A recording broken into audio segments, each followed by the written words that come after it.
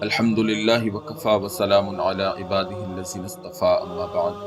بسم اللہ الرحمن الرحیم۔ آج ہم اسلامی کیلنڈر کے دوسرے مہینے سفر المظفر کے فضائل و احکام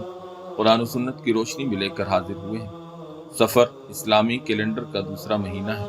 سفر 3 حرفوں کا مجموعہ ہے، صاد، فا اور را۔ اس کے لغت میں کئی معنی آتے ہیں جن میں ایک معنی خالی کے ہیں۔ ماہ سفر کو سفر کہنے کی وجہ یہ بیان فرمائی گئی ہے کہ سفر کے معنی لغت میں خالی ہونے کے آتے ہیں۔ اس مہینہ میں عرب کے لوگوں کے گھر عموماً خالی رہتے تھے، کیونکہ 4 مہینوں ذی القعدہ، ذی الحجہ، محرم اور رجب میں مذہبی طور پر ان کو جنگ اور لڑائی نہ کرنے اور مذہبی عبادت انجام دینے کا بطور خاص پابند کیا گیا تھا، اور مہینہ محرم گزرتے ہی اس جنگجو قوم کے لیے مسلسل 3 مہینوں کی یہ پابندی ختم ہو جاتی،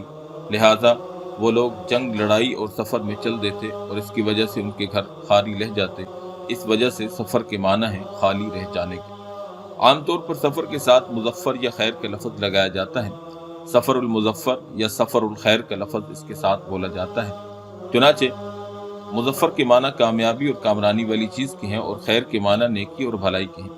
زمانہ جاہلیت میں چونکہ سفر کے مہینے کو منحوس مہینہ سمجھا جاتا، اور آج بھی اس مہینہ کو بہت سے لوگ منحوس بلکہ آسمان سے بلائیں اور آفتیں نازل ہونے والا مہینہ سمجھتے ہیں، اور اس وجہ سے اس مہینے میں خوشی کی بہت سی چیزیں مثلا شادی بیاہ وغیرہ کی تقریبات کو منحوس اور معیوب سمجھتے ہیں، جبکہ اسلامی اعتبار سے اس مہینہ سے کوئی نحوست وابستہ نہیں، اور اسی وجہ سے احادیث مبارکہ میں اس مہینہ کے ساتھ نحوست وغیرہ وابستہ کرنے کی سختی کے ساتھ تردید کی گئی ہے۔ اسلام سے پہلے جاہلیت کے زمانہ میں سفر کے متعلق اہل عرب کے مختلف اور عجیب و غریب خیالات اور توہمات تھے، اور آج بھی زمانے جاہلیت سے کچھ ملتے جلتے خیالات اور توہمات پائے جاتے ہیں۔ قرآن و سنت میں جو تفصیلات بیان کی گئیں اور محدثین کرام نے قرآن و سنت کی روشنی میں ان توہمات اور خیالات کی جو تفصیل بیان فرمائی ہے، اس کا کچھ خلاصہ آپ کے سامنے ہم پیش کرنے جا رہے ہیں۔ سب سے پہلے جو سفر مظفر کے مہینے کے ساتھ رسم ایجاد کی گئی وہ نسی کی رسم تھی۔ چنانچہ محرم الحرام، ذی القعدہ، ذی الحجہ اور رجب حرمت والے مہینے ہیں۔ ان مہینوں میں خون ریزی اور جنگ و جدال قطعاً بند کر دیا گیا، اس لیے لوگ اس زمانہ میں حج اور عمرہ اور تجارتی کاروبار وغیرہ کے لیے آزادی سے سفر کر سکتے۔ اس زمانہ میں کوئی شخص اپنے باپ کے قاتل سے بھی چھیڑ چھاڑ نہیں کرتا۔ اسلام کے آنے سے پہلے عرب کی وحشت و جہالت اس حد تک بڑھ گئی اور باہمی جدال و قتال میں بعض قبیلوں کی درندگی اور جذبہ انتقام کسی آسمانی اور زمینی قانون کا پابند نہ رہا تو اس کے لیے نسی کی رقم نکالی گئی، یعنی جب کسی زوراور قبیلہ کا ارادہ محرم کے مہینے میں جنگ کرنے کا ہو تو ایک سردار نے اعلان کر دیا کہ اس سال ہم نے محرم کو اشہر حرم سے نکال کر اس کی جگہ سفر کو حرام کر دیا، پھر اگلے سال کہہ دیا کہ اس مرتبہ پرانے دستور کے مطابق محرم کا مہینہ حرام اور سفر کا مہینہ حلال رہے گا۔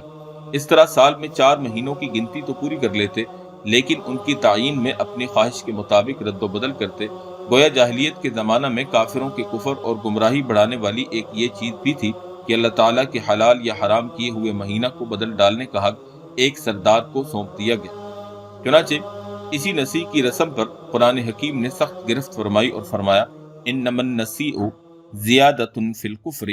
یضل بہ الذین کفروا یحلونہ عاما ویحرمونہ عاما لیواطئوا عدۃ ما حرم اللہ فیحلوا ما حرم اللہ زین لہم سوء اعمالہم واللہ لا یہدی القوم الکافرین۔ سورہ توبہ کی یہ 37 نمبر آیت ہے، جس کا ترجمہ یہ ہے، یہ مہینوں یا ان کے احترام کا اپنی جگہ سے ہٹا دینا کفر میں ترقی ہے، جس سے عام کفار مزید گمراہ کیے جاتے ہیں، اس طور پر کہ وہ اس حرام احترام والے مہینے کو کسی سال نفسانی غرض سے حلال کر لیتے ہیں اور کسی سال جب کوئی غرض نہ ہو حرام قرار دیتے ہیں، تاکہ ان مہینوں کی صرف گنتی پوری کر لیں جنہیں اللہ تعالیٰ جل شانہ نے حرام قرار دیا ہے، پھر اللہ کے حرام کیے ہوئے مہینہ کو حلال کر لیتے ہیں۔ ان کے برے اعمال ان کے لیے مزین کر دیے گئے، اور اللہ ایسے کافروں کو ہدایت نہیں دیتا، کیونکہ یہ خود ہدایت کے راستے پر آنا نہیں چاہتے۔ اس سے پتہ چلا کہ مہینوں کی حلت اور حرمت اپنی طرف سے متعین کرنا یہ حرام ہے اور شریعت میں ناجائز ہے۔ زمانہ جاہلیت میں لوگوں کا سفر کے متعلق یہ گمان تھا کہ اس مہینہ میں بکثرت مصیبتیں اور آفتیں نازل ہوتی ہیں، اور یہ مہینہ نحوست اور پریشانیوں اور مصائب والا ہے۔ نیز اہل عرب سفر کا مہینہ آنے سے بدفالی بھی لیا کرتے۔ بعض اہل عرب کا یہ گمان تھا کہ سفر سے مراد وہ سانپ ہے جو انسان کے پیٹ میں ہوتا ہے اور بھوک کی حالت میں انسان کو ڈستا اور کاٹتا ہے۔ بعض اہل عرب کا یہ نظریہ تھا کہ سفر سے مراد پیٹ کا وہ مرض یا درد ہے جو بھوک کی حالت میں اٹھتا اور بھڑکتا ہے، جس سے پیٹ میں تکلیف ہوتی ہے اور بسا اوقات انسان جان سے بھی چلا جاتا ہے۔ اور بعض اہل عرب سفر ان کیڑوں کو کہتے جو جگر اور پسلیوں کے سرے میں پیدا ہو، جن کی وجہ سے انسان کا رنگ بالکل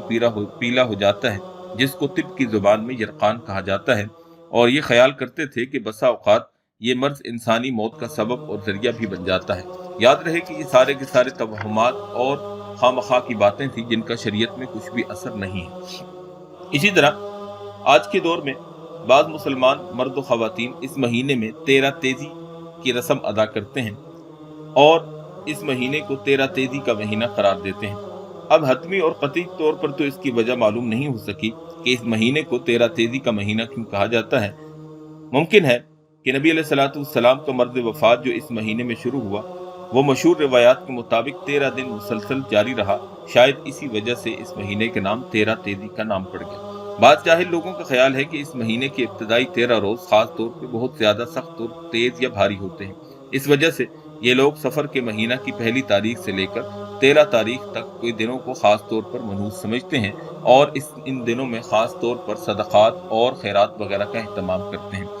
یاد رہے کہ یہ خیالات بھی باطل ہیں۔ بعض علاقوں میں مشہور ہے کہ اس مہینہ میں لنگڑے، لولے اور اندھے جنات آسمان سے اترتے ہیں اور چلنے والوں کو کہتے ہیں کہ بسم اللہ پڑھ کر قدم رکھو، کہیں جنات کو تکلیف نہ ہو۔ بعض لوگ اس مہینہ اور خاص کر آخری تاریخوں میں صندوقوں، پیٹیاں، ستونوں اور در و دیوار کو ڈنڈے سے مارتے پیٹتے ہیں تاکہ جنات بھاگ جائیں۔ یاد رہے کہ یہ سب بھی غیر شرعی حرکات ہیں۔ ماہ سفر کو منحوس سمجھنے کی وجہ سے بعض گھرانوں میں اجتماعی قرآن خوانی کے اجتماعات بھی منعقد کیے جاتے ہیں جن کا شریعت کے اندر کچھ بھی اصل نہیں ہے۔ بعض لوگ سفر کے مہینے میں شادی بیاہ اور دوسری تقریبات منعقد کرنے اور اہم کاموں کا افتتاح اور ابتدا کرنے سے پرہیز کرتے ہیں کہ سفر کے مہینے کے اندر اس سے نامرادی ہوگی اور اس کے اندر جو ہے وہ کام کیا جائے گا تو بے برکتی والا ہوگا۔ لہذا اس کی وجہ یہ بھی کہی جاتی ہے کہ سفر کے مہینے کو نامبارک اور منحوس سمجھا جاتا ہے اور اس وجہ سے کوئی بھی کام نہیں کرتے۔ بعض لوگ سمجھتے ہیں کہ سفر کے مہینہ میں خوشی کی تقریب انجام دینے سے وہ کام بابرکت نہیں ہوگا، اچھے نتائج برآمد نہیں ہوں گے، اور اس میں بہت سے دیندار اور مذہبی لوگ بھی مبتلا ہیں، یہاں تک کہ اگر کوئی اس مہینہ میں شادی کرے تو اسے بہت ہی معیوب اور قابل ملامت سمجھا جاتا ہے۔ حالانکہ یہ تمام کی تمام سوچ غلط ہے، لہذا اس خیال کو دل و دماغ سے نکال دینا چاہیے۔ جہاں تک تعلق نکاح کا ہے تو شریعت کے اندر نکاح جو ہے وہ ایک بہت بڑی فضیلت والا عمل ہے اور من وجہ وہ ایک عبادت کا درجہ رکھتا ہے۔ چنانچہ حدیث شریف کے اندر مستدرک حاکم کی روایت ہے، اللہ کے رسول علیہ الصلوۃ والسلام نے فرمایا، من رزقہ اللہ امرأۃ صالحہ فقد اعانہ علی شطر دینہ فلیتق اللہ فی الشطر الثانی، جس کو اللہ تعالیٰ نے نیک صالح بیوی عطا فرمائی تو اللہ تعالیٰ نے اس کے آدھے دین کی مدد فرما دی، اب اسے چاہیے کہ باقی آدھے دین میں اللہ تعالیٰ سے ڈرے۔ ایک اور حدیث پاک کے اندر جو کہ بخاری شریف کی روایت ہے، اللہ کے رسول علیہ الصلوۃ والسلام سے منقول ہے کہ آپ نے فرمایا، من استطاع الباءۃ فلیتزوج فإنہ اغض للبصر واحسن للفرج، تم میں سے جو بھی حقوق زوجیت ادا کرنے کی قدرت رکھتا ہو وہ نکاح ضرور کرے، کیونکہ اس سے نگاہ میں احتیاط آتی ہے اور شرمگاہ کی حفاظت ہوتی ہے۔ اسی طرح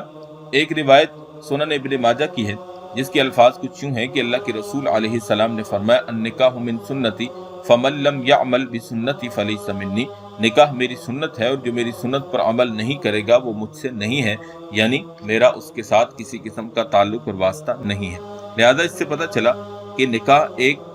عبادت کا درجہ رکھتا ہے اور نبی علیہ الصلوۃ والسلام نے اس کو پسند فرمایا اور اپنی امت کو اس بات کی ترغیب دی کہ امت جو ہے وہ اس کام کو بخوشی سر انجام دے۔ ماہ سفر کے متعلق یہ چیز سب سے زیادہ مشہور ہے کہ اس میں بلائیں اور آفتیں نازل ہوتی ہیں، یہاں تک کہ بعض دیندار اور نماز روزے کے پابند مسلمان بھی اس کے اندر مبتلا ہو جاتے ہیں۔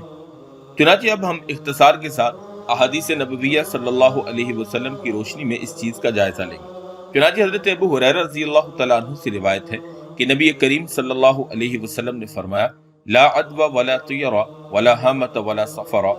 ایک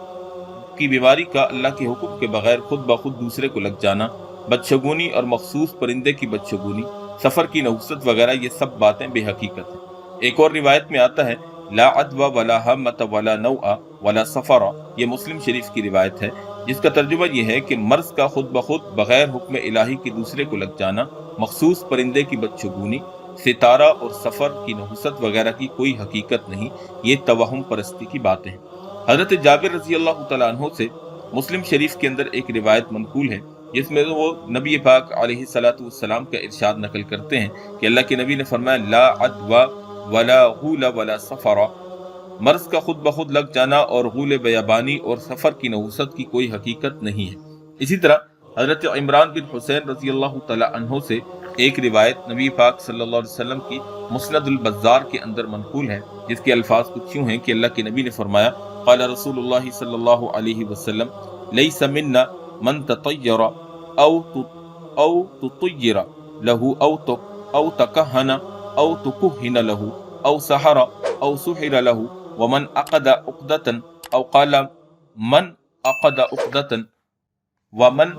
اتى كاهنا فصدقه بما يقول فقد كفر بما انزل على محمد صلی اللہ علیہ وسلم۔ یہ مسند البزار کی روایت ہے جس کے راوی پہلے بیان ہوا کہ عمران بن حسین ہیں کہ رسول اللہ صلی اللہ علیہ وسلم نے فرمایا کہ وہ شخص ہم میں سے نہیں جو خود بری فال بدشگونی لے یا جس کے لیے بری فال لی جائے، یا خود کہانت کرائے یا جس کے لیے کہانت کرائی جائے، یا جو خود جادو کرے یا جس کے لیے جادو کیا جائے،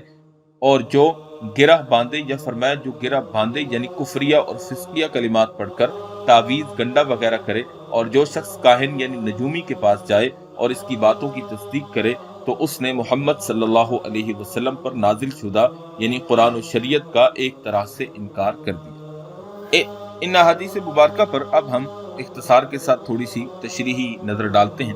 چنانچہ پہلی روایت جس کے اندر نبی کریم صلی اللہ علیہ وسلم نے فرمایا لا عدوى، یہ تقریباً ساری روایات کے اندر آ رہا ہے۔ لا عدوى کا مطلب یہ ہے کہ یہ عقیدہ رکھنا کہ ایک بیماری کسی دوسرے کو کسی بیمار کی وجہ سے لگتی ہے، یہ عقیدہ غلط ہے، اور چھوت چھات کا عقیدہ رکھنا یہ ٹھیک نہیں ہے۔ بیماری پہلے آدمی کو بھی اللہ کے امر سے لگی اور دوسرے کو بھی اللہ کے امر سے لگے گی۔ دوسری چیز اللہ کے نبی نے فرمائی ولا طیرۃ، کہ پرندے کا اڑانا یعنی بدشگونی لینا۔ عرب کے اندر یہ دستور تھا کہ جب کسی کام کے کرنے یا نہ کرنے کا فیصلہ کرنا ہوتا تو ایک پرندے کو اڑاتے، اگر وہ دائیں طرف اڑتا تو پھر نیک فالی لی جاتی، اور اگر وہ بائیں طرف اڑتا تو بد فالی لی جاتی۔ لہذا اسی لیے طیرہ کا لفظ بدشگونی کے معنی میں عرب کے اندر مستعمل ہوا۔ آگے فرمایا ولا ہامہ، ہامہ کیا چیز ہے؟ اس کے متعلق علماء نے لکھا ہے کہ ہامہ ایک مخصوص پرندہ تھا، اور بعض علماء نے الو کے متعلق لکھا کہ عرب کے لوگ الو کو ایک منحوس پرندہ قرار دیتے اور اس سے بدفالی لیا کرتے، تو نبی پاک علیہ الصلوۃ والسلام نے اس سے منع فرمایا۔ اسی طرح آگے اللہ کے نبی نے ایک اور چیز بیان فرمائی ولا نوء، کہ ستارے کی بدشگونی یا ستارے سے فال لینا۔ چنانچہ علماء نے لکھا ہے کہ ایک ستارہ جس کو عرب کے لوگ سہیل کے نام سے یاد کرتے، وہ جب طلوع ہوتا تو وہ اس بات کا عقیدہ رکھتے کہ اب بارشیں شروع ہوں گی، اور وہ اسی طرح مختلف امور کے اندر ستاروں کی تاثیر کے قائل تھے، تو نبی علیہ الصلوۃ والسلام نے فرمایا ولا نوء، یعنی ستاروں کی تاثیر اور ستاروں سے کسی کام کے ہونے یا نہ ہونے کا عقیدہ رکھنا یہ غلط ہے۔ اسی طرح آگے نبی علیہ الصلوۃ والسلام نے ایک اور چیز بیان فرمائی ولا غول، کہ غول بیابانی کی کوئی حقیقت نہیں۔ عربوں کا یہ عقیدہ تھا کہ بیابان اور سنسان علاقوں میں جیسے صحرا، جنگل اور کھنڈرات اور ایسی جگہیں جو غیر آباد ہوں، وہاں پر جنات، شیاطین وغیرہ پھرتے ہیں اور یہ انسانوں کو تنگ کرتے ہیں، اور انسان اگر ان سے پناہ نہ مانگے یا ان کے نام کی کوئی قربانی وغیرہ نہ دے تو وہ آدمیوں کو ستاتے ہیں اور تنگ کرتے ہیں، تو نبی علیہ الصلوۃ والسلام نے اس چیز کی نفی فرمائی۔ اور ان تینوں روایات کے آخر میں ولا سفر کا لفظ ہے کہ سفر کی بدشگونی اور سفر کی نحوست کا عقیدہ رکھنا اس کی کوئی حقیقت نہیں ہے۔ اسی طرح جو حضرت عمران بن حسین رضی اللہ تعالیٰ عنہ کی روایت ہے، اس میں بھی نبی علیہ الصلوۃ والسلام نے فرمایا کہ لیس منا من تطیر او تطیر له، یعنی جو آدمی نحوست اور بدگمانی کا عقیدہ رکھے، جو خود بری فال لے یا کسی اور کے لیے فال لی جائے، یا جو کہانت کرائے یا جس کے لیے کہانت کرائی جائے۔ اب کہانت کیا ہے؟ نجومی کے پاس جانا اور اس سے اپنی قسمت کے حال معلوم کرنا، اور اس کو اس بات پر جو ہے وہ مجبور کرنا کہ وہ بتائے کہ میری قسمت میں کیا لکھا ہے، اس سے مستقبل کی غیب کی خبریں پوچھنا۔ اسی طرح جادو وغیرہ کرنا، اور اسی طرح تعویذ گنڈے وغیرہ جن میں کفریہ، شرکیہ، فسقیہ کلمات ہوں، ان پر अमल करके गिरे बांध कर और उनसे अपने काम के होने या ना होने का अकीदा रखना, इन सारी चीज़ों के मुतालिक नबी पाक अलैहिस्सलातु वस्सलाम ने फरमाया कि फ़क़द कफ़र बिमा उन्ज़िला अला मुहम्मदिन सल्लल्लाहु अलैहि वसल्लम, तो जो इन सारी चीज़ों पर ईमान और यकीन रखेगा और इन पर ईमान लाएगा तो फरमाया कि उसने मोहम्मद सल्लल्लाहु अलैहि वसल्लम पर नाजिल किए गए दीन का इनकार कर दिया। माह सफ़र की बदशगुनी के मुतालिक बाज़ रिवायात अपनी तरफ से घड़ी गई हैं। चुनांचे एक रिवायत अवाम में मशहूर है कि अल्लाह के नबी अलैहिस्सलाम ने फरमाया कि मम बश्शरनी बिखुरूज सफ़र बश्शरतुहु बिल जन्नह, यानी जो शख्स मुझे नबी अलैहिस्सलाम को सफ़र के महीने के ख़त्म होने की खुशखबरी देगा, मैं उसको जन्नत की बिशारत दूंगा। सबसे पहली बात कि इस रिवायत को नकल किया है हज़रत अली बिन सुल्तान मुल्ला अली क़ारी रहमतुल्लाहि तआला अलैह ने मौज़ूआत के अंदर, और मौज़ूआत वो हदीसें होती हैं जो घड़ी हुई और झूठी हदीसें होती हैं। चुनांचे अव्वल तो ये हदीस सही नहीं है बल्कि मनगढ़ंत और मौजू है, यानी हुजूर सल्लल्लाहु अलैहि वसल्लम से सही सनद के साथ इसका सबूत नहीं है, बल्कि बाद के लोगों ने खुद घड़कर इसकी निस्बत आप अलैहिस्सलाम की तरफ कर दी है। चुनांचे खुद मुल्ला अली क़ारी रहिमहुल्लाह, जो बहुत बड़े जलीलुल क़द्र मुहद्दिस हैं, वो अपनी किताब अल मौसूआतुल कबीर में और इमाम अजलूनी रहिमहुल्लाह कश्फुल खिफा और अल्लामा ताहिर पटनी रहिमहुल्लाह तज़किरतुल मौसूआत में दर्ज फरमाकर इसको बेबुनियाद और बेअसल करार दे रहे हैं। इसके अलावा बाज़ फ़िक़्ह की किताबों में भी इस हदीस को घड़ी हुई यानी मनगढ़ंत और झूठी हदीस करार दिया गया है। लिहाजा ऐसी हदीस को पेश करके और सफ़र के महीने की नहुसत का इस्तदलाल करना ये सरासर गलत और सरासर बातिल है।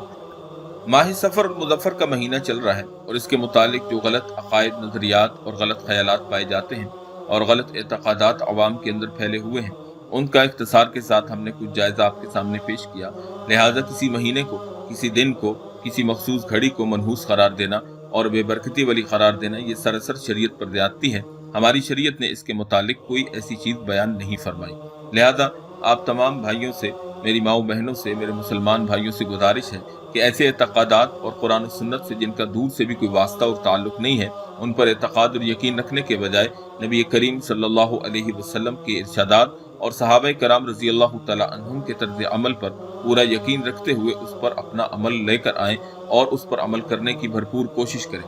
बाकी रहेगी ये बात कि नहुसत, तो नहुसत असल में न किसी दिन के अंदर है, न किसी महीने के अंदर है, न किसी मखसूस घड़ी के अंदर है, बल्कि नहुसत एक मुसलमान की बदआमाली के अंदर है। आप ज़रा सोचिए कि अजान हो रही है लेकिन मुसलमान का कारोबार भी चल रहा है, उसकी दुकान भी खुली है, उसके घर में टीवी भी चल रहा है और वो नमाज के लिए उठकर जाने के लिए तैयार नहीं, वो रोज़े रखने के लिए तैयार नहीं, वो ज़कात देने के लिए तैयार नहीं, अल्लाह के हुकूक और अल्लाह के नबी अलैहिस्सलातु वस्सलाम की लाई हुई शरीयत के अहकाम पर अमल करने के लिए तैयार नहीं, तो असल नहुसत का सबब और ज़रिया ये चीज़ें हैं, ना कि कोई महीना या कोई दिन। लिहाजा हमें अपने आमाल पर गौर करना चाहिए और इस फिक्र में रहना चाहिए कि अल्लाह ताला जल्ल शानु हमसे राज़ी हो जाए। जब अल्लाह हमसे राज़ी हो जाएगा और हमारी ज़िंदगी ईमान और आमाल वाली बन जाएगी तो अल्लाह ताला जल्ल शानु हमारी ज़िंदगी से तमाम नहुसतों को निकाल देगा। अल्लाह ताला जल्ल शानु हमें अमल की तौफीक अता फरमाए। वमा अलैना इल्लल बलागुल मुबीन।